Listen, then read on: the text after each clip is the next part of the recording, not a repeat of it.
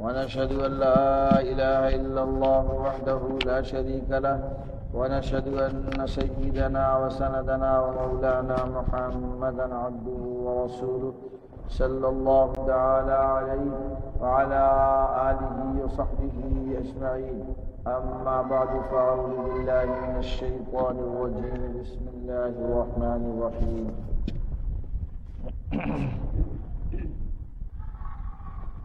يا أيها الذين آمنوا اتقوا الله ولتنظر نفس ما قدمت لغد واتقوا الله إن الله خبير بما تعملون. صدق الله مولانا العظيم.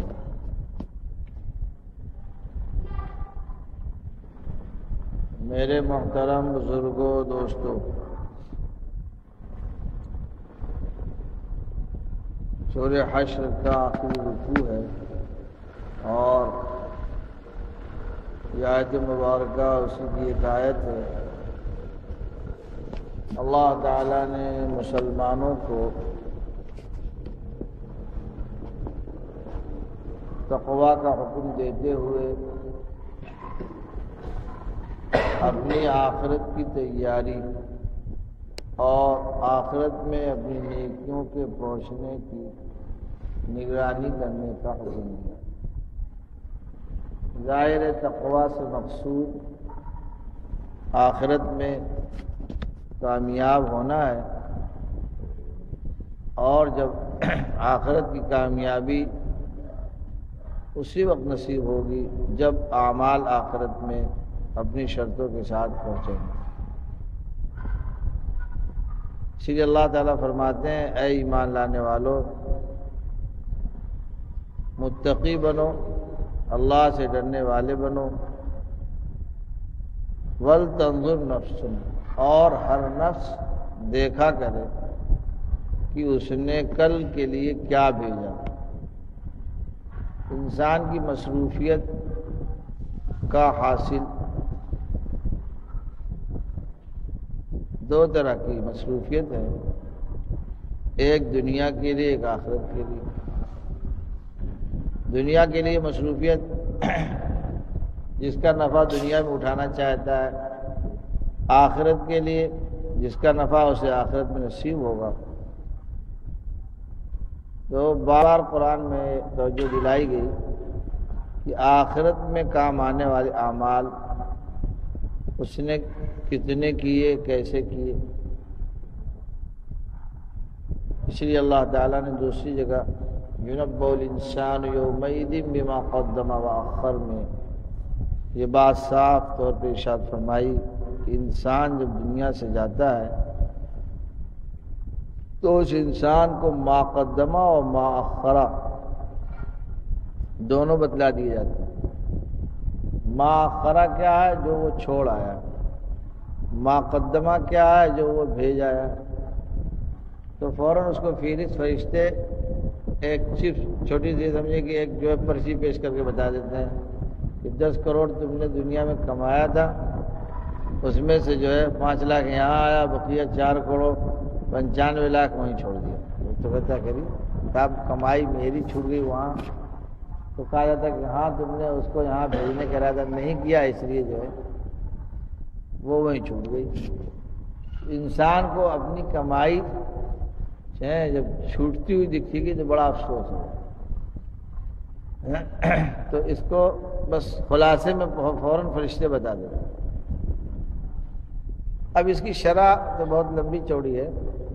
مجھے بخاری شریف ایک روایت یاد آ گئی۔ امام بخاری سے حضرات صحابہ، امام بخاری نے نقل کیا ہے، حضرات صحابہ سے رسول اللہ صلی اللہ علیہ وسلم نے سوال کیا کہ تم میں سے کون ایسا ہے جس کو اپنا مال پسند ہے، اور کون ایسا ہے جس کو ورثہ کا مال پسند ہے؟ زیادہ تمہیں اپنا مال اچھا لگتا ہے کہ ورثہ کا؟ اب ظاہر ہے ہر آدمی کا حساب پہلے ہمارا ہم کو اپنا مال چاہیے سب سے نمبر 1۔ اب یہی دنیا میں دستور بھی بڑھیا گاڑی ہے تو بابا اپنا چلاتا ہے، ساتھ سے ہے گا مکان میں ایئر کنڈیشن جو روم ہے اسی میں وہ رہے گا۔ بابو لوگوں کہے کہ صاحب آپ لوگ گزارا کیجیے، ہے کہ نہیں؟ گوشت اگر چھوٹا کم پکایا ہے تو کہے گا تو تم لوگ سبزی کھا لینا، اور زیادہ ہے تو ٹھیک ہے سب کھائیں، لیکن نہیں اگر کم ہے تو ترجیح ظاہر ہے کہ گھر کے مالک ہونے کی حیثیت سے، ذمہ دار ہونے کی حیثیت سے بھی اس کو دی جاتی ہے۔ تو صحابہ نے کہا رسول اللہ بڑی کھلی ہوئی بات ہے، کون ایسا ہے جو اپنے ورثہ کا مال اپنے سے بڑھیا چاہے؟ ہر آدمی چاہتا ہے کہ اس کا مال نمبر 1 پہ ہو، ٹھیک ہے بال بچے بھی آرام کریں لیکن نمبر 2 پہ کھائیں۔ ایک فطری نظام ہے، ایسی دنیا میں رائج ہے نظام۔ تو آپ صلی اللہ علیہ وسلم تم کو پتہ ہے تمہارا مال کون ہے، تمہارے ورثہ کا مال کون ہے؟ تو انہوں نے کہا اب آپ ہی فرمائی۔ تو بس بہت ضابطے کا اسی روایت کی، اسی آیت کی شرح ہے سمجھو روایت۔ تو فرمایا کہ کل ما قدمتم فهو مالکم وکل ما اخرتم فهو مال ورثتکم۔ فرمایا کہ جو کچھ تم چھوڑ گئے وہ تمہارے ورثہ کا مال ہے، اور جو تم بھیج دیے وہ تمہارا اپنا مال ہے۔ اول تو انسان کو فکر ہوتی ہے کہ کوئی جانے نہ پائے، لیکن جو آئے اس کو ڈال دو بینک میں پھٹافٹ۔ دوسرے یہ کہ اگر ڈالتا بھیجتا بھی ہے تو کتنا کم بھیجتا ہے، اور کتنی خراب مقدار ہے، خراب سے خراب چیز بھیجتا ہے۔ اس کی مثال ایسی ہے جیسے کوئی پردیس سے چلے، پرانے کپڑے پارسل کر دے، لنگی پرانی پھٹی لنگی پارسل کر دے، ہے کہ نہیں؟ اور یہاں آئے جب پارسل پہنچے کھولے تو کہ صاحب لنگی پھٹی کیسے؟ تو لوگ کہیں گے تم بیوقوف ہو کیا؟ پارسل میں تو جو بھیجا وہی آئے گا، دوسرا آ جائے گا، بھیجا پرانا مال نیا کیسے آئے گا؟ اسی لیے تو یہاں سے اول تو کیا ہے، یہ تو خیال ہی نہیں آتا کچھ ہمیں مقدم کرنا چاہیے، بھیجنا چاہیے۔ اگر آیا بھی تو کہتے ہیں کہ لنگی پھٹ گئی، جب محدث صاحب کے دینا اب ہم پہنیں گے نہیں۔ کہتا چپل دیکھیے وہاں پرانا بہت دن سے پڑا ہے، دیکھا آئے فلانے بابا دے دو۔ یہ جذبہ نہیں ہے کہ اچھی چیز نہیں۔ اللہ نے صاف فرما دیا لن تنالوا البر حتى تنفقوا مما تحبون۔ فرمایا کس کے نام پہ دے رہے؟ اللہ کا۔ فرمایا کہ اللہ کے نام پر، محبوب کے نام پہ محبوب چیز دی جائے۔ اگر محبوب کے نام پہ مقبول چیز دے گے تو بات بگڑ جائے گی، لیکن نہیں ہو سکتا ناراض ہو آپ جو ہے کسی کو گفٹ۔ آج کل تو دنیا بڑی چلاک ہو گئی ہے، کہتی ہے کہ جب کوئی سامان خریدتے تو کہتا ہے کہ صاحب یہ کیا ہے، گفٹ آئٹم کا ہے، ہاں تو کہتی ہے کام چل جائے گا۔ تو خراب آئٹم دینے کے جو گفٹ، حالانکہ گفٹ تو وہ دی جاتی ہے جس میں سب سے قیمتی چیز دی جاتی ہے، جو سب سے قیمتی چیز ہے وہ گفٹ، وہ ہے اصل ہدیہ۔ لیکن اب دنیا وہ دھاگے گئی ہے، اس لیے صحابہ کا فرمایا مزاج کیا تھا، صحابہ کا مزاج تک نہیں، جو اللہ کے نام پہ جو ہماری اپنی ہماری وہ جو کمائی ہمارے کام آنے والی وہ نمبر 1 کی جائے گی، اعلیٰ درجے کی، زیادہ مقدار میں۔ بات سمجھ آئی؟ تو وہی بات یہاں اللہ تعالیٰ نے بیان فرمایا وَلْتَنظُرْ نَفْسٌ مَا قَدَّمَتْ لِغَدٍ۔ ذرا شام کو کیلکولیٹر ہے کہ نہیں چلا کے دیکھ لیا کرو کہ تمہارے اپنے کھاتے میں کتنا داخل ہوا اور تمہارے ورثہ کے کھاتے میں کتنا چلا گیا۔ اس لیے ورثہ کے کھاتے میں بھی بھیجے، لیکن کتنا ہے، اپنے کو محروم نہ کرے فاقہ کر کے نہیں۔ اول خیش بعدو درویش، پہلے خود کھاؤ پھر کھلاؤ، ٹھیک ہے۔ اس لیے اللہ تعالیٰ نے اس آیت مبارکہ میں فرمایا کہ یہ کوئی مسلمان کی خوبی نہیں ہے، یہ تو ہر انسان کا فطری طبعی تقاضا ہے۔ وَلْتَنظُرْ نَفْسٌ عام ہے کہ اگر کوئی انسان ہے چاہے وہ مومن ہو یا نہ ہو، آپ دیکھیے ہر انسان کو آگم کی فکر ہوتی ہے، ہر انسان کو ہے کہ نہیں اپنے مستقبل کی فکر ہوتی ہے۔ کتنی جگہوں پہ لوگ کمانے اس لیے نہیں آتے کہ اگرچہ بہت کمائی ہے لیکن وہاں سے لا نہیں سکتا۔ بعض ملکوں میں اتنا ہے کہ قید ہے کہ جو کماؤ یہاں خرچہ کرو، تو جو کمایا خرچہ کرو تو فائدہ کیا؟ اس لیے کہتے ہیں کہ اصل پردیسی کامیاب وہ ہے جو پردیس میں کمائے اور پردیس کی کمائی وطن لائے اور وطن آ کے آرام سے کھائے۔ اس دنیا کا ہر انسان مسافر ہے، ہر انسان اس دنیا کا لیکن نہیں پردیسی ہے، یہاں آخرت بنانے کے لیے آیا۔ اب اگر یہاں بالکل نہ کمائے پھر بھی بیکار، کمائے اور یہیں پھیلا دے اینٹ پتھر میں وہ بھی بیکار ہے کہ نہیں۔ وہ کمائے کامیاب کون ہے؟ کہہ رہے کمائے، جو کمائے اور کمائی بچا کر وطن پہنچائے اور پھر وطن میں جا کے چین و سکون سے کھائے، ٹھیک ہے۔ اب دیکھیے پردیسی لوگ بیٹھے ہیں، یہ فلسفہ جانتے ہیں، وہاں جا کے پردیسیوں کو اگر دیکھیں گے آپ تو حالت زار پہ افسوس ہوگا کہ صاحب نہ رہنے کے بیچارے قاعدے نہ رہتے نہ کھاتے، اتفاق سے جب میں گیا تو ایک صاحب علاقے ہی کے تھے، میری کہیں دعوت تھی، میں لوٹ رہا تھا تو انہوں نے کہا فلاں صاحب، میں نے کہا اچھا بھائی پریا کے تھے، روکو 5 منٹ گئے جو جگہ کے اوپر جو ہے وہ کھچڑی پکا رہے تھے 1:30 بجے رات یا 12:30 1 بجے رات۔ پوچھا کیا ہوا؟ اب وہ شرما گئے۔ میں نے کہا بتاؤ تم سارا مال یہاں سے وہاں بھیجتے ہو لیکن نہیں، وہاں لڑکے جو ہے بالکل بے نکیل زندگی گزار رہے ہیں اور تم جو ہے یہاں اپنا پیٹ کاٹ رہے ہو، پہنتا نہیں، کھاتا نہیں، کوئی چیز اپنے لیے شوق کا سوال ہی نہیں کہتا کہ صاحب بڑی مانگی ہے لیکن نہیں، کیوں؟ دنیا کی حقیقت سے بالکل ناشنا ہے۔ اللہ تعالیٰ نے یہ بات یہاں سمجھا دی، انسان سمجھدار وہ ہے جو بلتنظر نفس ما قدمت لغد، جو پرسنل کھاتے میں پیسہ زیادہ ڈالے اور بیوی بچوں میں ڈال دے، پتہ نکل کے مارکیٹ کر لیا جاؤ، ہے کہ نہیں؟ اس لیے ان کو جو ہے ضرورت بھر دو، کام ختم۔ بات سمجھ آ گئی؟ اگر سمجھ میں آ گئی تو اللہ تعالیٰ کے اس فرمان پر غور کیجیے، اپنے اعمال پر توجہ ڈالیے، اعمال آخرت میں کام آنے والے کتنے ہیں اس پہ توجہ ڈالیے، اور دنیا کے مقابل میں آخرت کے لیے ہم کتنا بھیج رہے ہیں اس پہ توجہ ڈالیے۔ لیکن بس بہت چھوٹا سا حساب کتاب میں سمجھا رہا ہوں، لیکن جب شام کو انسان سوچے، جب ہے ختم کرے دن بھر تو شام کو سوچ لے آج کتنا کمایا اور آج جو ہے کتنا ہم نے گنوایا اور کتنا اچھا کام کیا کتنا خراب کام کیا، یہ بات سوچیں۔ دوسری بات یہ سوچیں کہ کتنا پرسنل کھاتے میں ڈال دیا اور کتنا دوسروں کو کھاتے میں ڈال دیا۔ اس کے بعد اللہ تعالیٰ نے فرمایا اگر کچھ نیکی ہو جائے تو ولتنظر کے بعد پھر فرمایا فاتقوا اللہ، کچھ نیکی ہو جائے تب بھی اللہ سے ڈرو کہ ان کی قبول کرنے کے لائق ہوئی یا نہیں، نہ ایسا نہ ہو کہ اترا جاؤ۔ دیکھیے قرآن کی ایک ایسی آیت ہے جس میں تقوی پہلے بھی ہے اور بعد میں بھی، ایک ہی آیت میں 2 مرتبہ تقوی کا مطالبہ کیا گیا۔ اتقوا اللہ پہلے کہا تو معلوم ہوا کبھی عمل پہ ابھارنے کے لیے تقوی کی ضرورت پڑتی ہے اور کبھی عمل کو بچانے کے لیے بھی تقوی کی ضرورت پڑتی ہے، ورنہ لوگ اعمال کر کے اسے ضائع کر دیتے ہیں، ہے کہ نہیں؟ اعمال کر کے نام و نمود کے حساب نظر ہو گیا، اعمال کر کے جو ہے اپنا کہیں پبلک میں پبلسٹی کر رہا ہے تو وہ سارے اعمال چلے گئے۔ تو اس لیے فرمایا کہ عمل سے پہلے تقوی ہوگا تب عمل مضبوط ہوگا، اور عمل کے بعد بھی تقوی ہو تاکہ وہ عمل محفوظ رہ سکے۔ اس لیے میں کہا کرتا ہوں کہ بھائی نیکی کمانا بہت آسان، پیسہ ویسا کمانا تو بہت مشکل کام ہے، لیکن وہ مشکل آج ہمارے لیے آسان ہو گیا، اور جو آسان کام ہے وہ مشکل ہے۔ نیکی کمانا بہت آسان لیکن نیکی کو بچانا بہت مشکل کام، نیکی کو گنوانا پھٹتے لوگ گنوا دیتے ہیں، اس لیے کمائے چاہے کم لیکن گنوائے بالکل نہ۔ اور یاد رکھیے گا علم سے عمل سے انسان نیکی کماتا ہے لیکن اخلاق سے نیکی بچاتا ہے۔ اگر اخلاق صحیح نہیں ہوئے تو نیکی بچے گی نہیں، کھاتا صاف، ادھر ڈالا ادھر نکل گیا، ہے کہ نہیں؟ ادھر ڈالا ادھر چھلنے سے باہر۔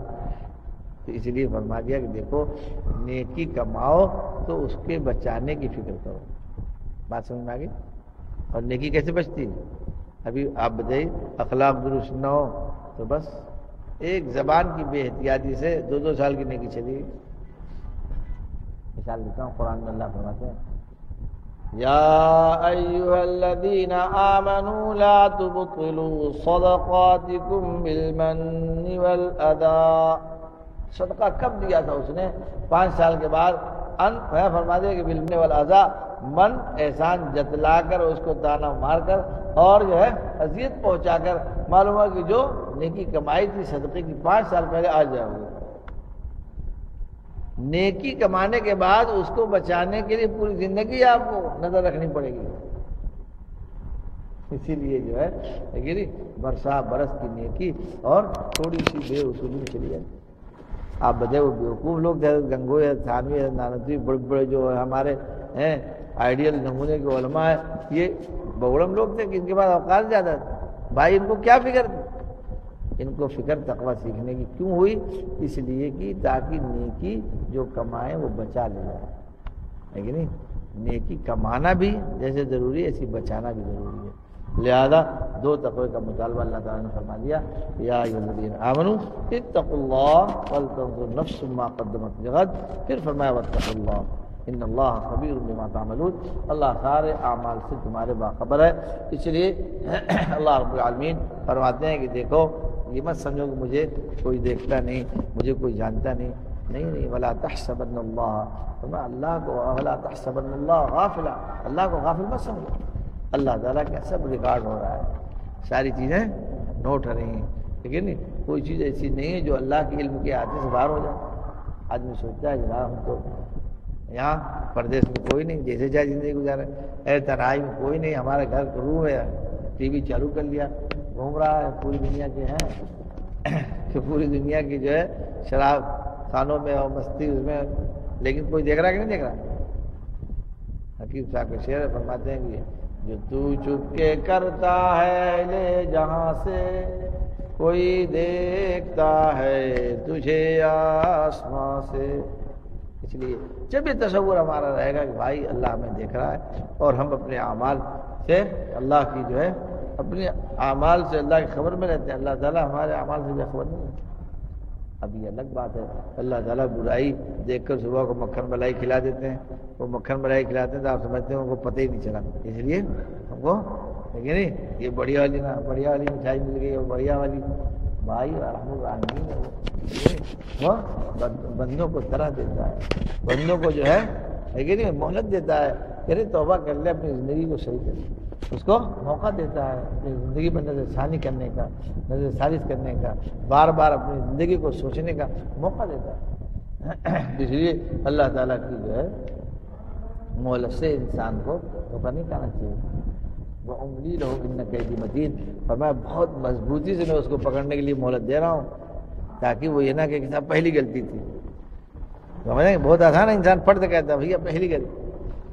حضرت عمر کے یہاں پیشی ہوئی ایک شخص کی, تو اس نے کہا صاحب پہلی غلطی چوری کیا, فرمایا پہلی غلطی پہ اللہ کسی کو رسوا نہیں کرتا. اس سے بہت کہا کہ نا فرمایا اس کو لے چلو بند کرو. تحقیق شروع ہوئی تو معلوم ہے کہ نہیں تو 10 بار کا مجھے فرمایا وہ پہلی غلطی میں رسوا کرتا ہی, اس کو موقع دیتا ہے, پھر موقع دیتا ہے, پھر موقع دیتا ہے, پھر موقع دیتا ہے. اس لیے پھر جو ہے وہ انگلی لو من قیدی متین, فرمایا پھر میں مہلت دیتا ہوں بڑی مضبوط پکڑ میں پھر اس کو. اسی اللہ تعالیٰ ارحم الراحمین جو ہے مہلت دے دیتے ہیں, چھوڑ دیتے ہیں. گناہ پہ گناہ کرتا جا رہا ہے, پکڑ نہیں ہوتی, لیکن پکڑتے ہیں تو پھر اس میں کسی کی جب پکڑ کرتے ہیں تو پھر کسی کی کوئی سفارش, کسی کو کچھ اس میں کچھ چلتا ہی نہیں.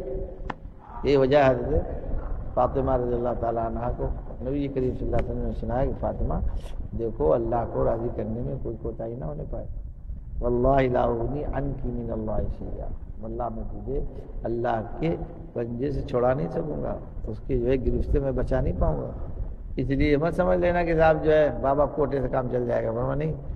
اللہ کو راضی کرنے کی ذمہ داری تمہاری جو ہے وہ پوری کرو, اس میں کسی طرح کی کوتاہی ہے نہیں اگر کرو تو میں تمہارا ساتھ نہیں دے پاؤں گا.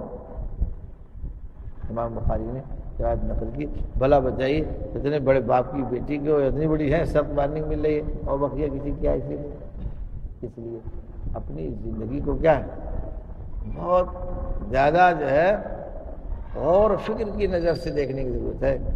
آپ نے صبح کیا اتنا بڑا سورج طلوع ہوا اور شام ہو گئی, کبھی سوچا آپ نے 10,000 کروڑ کم سے کم ایک انسان پر خرچہ ہوا؟ 100 روپیہ بھی نہیں کماتا, 200 نہیں کماتا, 10,000 کروڑ پھر قدرت کا خرچہ ہوتا ہے. جس پہ 10,000 کروڑ کا خرچہ ڈیلی جا رہا ہو وہ 17 رکعت نماز پڑھنے کے لیے تیار نہیں, 20 رکعت 20 منٹ نکالنے کے لیے تیار نہیں, اور کہتا ہے کہ موقع نہیں تھا, بہت فرصت میں. ایک سورج کی ایک جو ہے ستاروں کی انرجی ابھی ان کی ہزاروں کھاتے میں لکھ دی جائے تو سب سلنڈر ہو جائیں گے. صرف سورج کا ایندھن دینا پڑے تو ساری دنیا کی بادشاہت ایک دن میں ختم ہو جائے گی. جو بجلی کا ریٹ یہ بھائی لوگ لگائے ہوئے ہیں ہے کہ نہیں, دوسرے مال اور ریٹ یہ لگائے ہوئے ہیں, ان کے ریٹ سے ایک دن کی بجلی جو ہے سورج کو یہ لوگ فراہم نہیں کر سکتے, اس کی قیمت نہیں دے سکتے. آپ بتائیے برسا برس سے اس کی شعائیں اٹھا رہے ہیں آپ, کبھی خیال آیا اسی لیے انسان کو ہر حال میں معافی مانگنے کا حکم ہوا ہے، اور ہر حال میں اس کو کہا کہ شام کو ذرا رو دھو کے اللہ سے معافی مانگ لو کہ ہم نے نعمتیں تیری زیادہ استعمال کی اور ہم نے کام کم کیا ہے۔ جو نوکر نوکری کم کرے اور جو ہے تنخواہ زیادہ لے، اس کو شام کو شرمندہ ہونا چاہیے کہ نہیں؟ ورنہ شام کو بھگا دے گا وہ مالک۔ چلو اگر رویا گیا اور شرمندہ ہوا تو ہو سکتا ہے دال روٹی پھر جاری رہے۔ اس لیے اس امت کے لیے سبق بتایا گیا، وما كان الله ليعذبهم وانت فيهم وما كان الله معذبهم وهم يستغفرون، کہ دیکھو تمہاری حفاظت کا اور عذاب سے بچنے کا ایک طریقہ تو یہ ہے کہ رسول اللہ موجود ہے، لیکن رسول اللہ نہیں ہے تو فرمایا بس ایک ہی واحد طریقہ رہ گیا، اللہ کا عذاب جب ہی رک سکتا ہے جب تم استغفار کے ساتھ زندگی گزارو گے۔ اگر استغفار نہیں کرو گے تو اللہ کی پکڑ میں کبھی بھی آ سکتے ہو، ہے کہ نہیں؟ لہذا استغفار، اپنے گناہوں سے جو ہے توبہ، اور اپنی یہ بھی گناہ ہے کہ ایک آدمی کو نیکی کمانے کا موقع ملا، اس نے نہیں نیکی نہیں کمایا۔ آپ بتائیے 5 کروڑ یومیہ اگر جو ہے پروفٹ دینے والا کارخانہ آپ 1 مہینہ تالا بن کر کے چلے جائیں تو آپ مجرم ہے کہ نہیں ہے؟ کہا گا سر 150 کروڑ تم نے بیکار ضائع کر دیا، 500 کا ہے کہ نہیں؟ کہے گا کہ نہیں کہے گا؟ 5 کروڑ یومیہ جس کا پروفٹ ہو، یہ انسان کے اعضاء جوارح کی قیمت معمولی ہے، غفلت میں وقت گزار رہا ہے، سوچا کہ صاحب ہے کہ نہیں؟ صبح کہیں شام کہیں، شام کہیں صبح کہیں، بھائی اس کو یاد رکھنے کی ضرورت ہے۔ حضرت فتح پوری فرماتے ہیں نہیں رہتے ہو تم کو چاہیے جتنا جہاں رہنا، یہ رہنے میں ہے کچھ رہنا، یہاں رہنا وہاں رہنا۔ بڑی کامیابی سمجھتا ہے کہ ہم یہاں وہاں رہ لیے، اگر یہاں وہاں رہ لیے تو تمہاری بیٹری چلے گی۔ کونوا مع الصادقین پر اگر عمل کرتے تو تقویٰ نصیب ہو جاتا، بے کیے تقویٰ نصیب ہو جاتا ہے، صرف رہنے سے تقویٰ منتقل ہو جاتا ہے کہ نہیں؟ تو جس کینونت اور جس رہنے پر کمائی ہو رہی تھی اس رہنے کی فرصت نہیں، اور جہاں اوقات ضائع کر رہا وہاں جو ہے سوچتا ہے کہ بہت چلاک ہے، موڑ پہ بیٹھا اور لیکن ہوٹل میں بیٹھا اور فلاں جگہ بیٹھا اور تفریح گاہ میں زندگی گزارتا ہے، تو سوچتا ہے کہ ہمارے اتنا چلاک کون ہے؟ حضرت پرتاپ نے فرمایا کہ بھائی تمہیں تو پڑھنے لکھنا تو بہت دور ہے، تمہیں تو رہنا بھی نہیں سیکھا، تم نے کہاں رہ کے کس رہنے میں پروفٹ ہے وہ بھی نہیں سیکھا۔ تو انسان کا رہنا عبادت بن جائے، اللہ کے حقوق پہ آ جائے، عبادت بن جائے۔ تو بہرحال یہاں آ کے پتہ چلا کہ بھائی 2 آدمی کی رحلت ہو گئی، عبداللطیف صاحب اور ہمارے منو ماموں کے ہیں والدہ کی، اس وقت 3 بار سورہ فاتحہ پڑھ لیجیے آپ حضرات، اور 3 بار فاتحہ پڑھنے میں 2 قرآن کا اجر چلا جائے گا، ہے نا؟ مغفرت ایک قرآن کا اجر 2 آدمی بھیج دیں اور مغفرت کی دعا کریں۔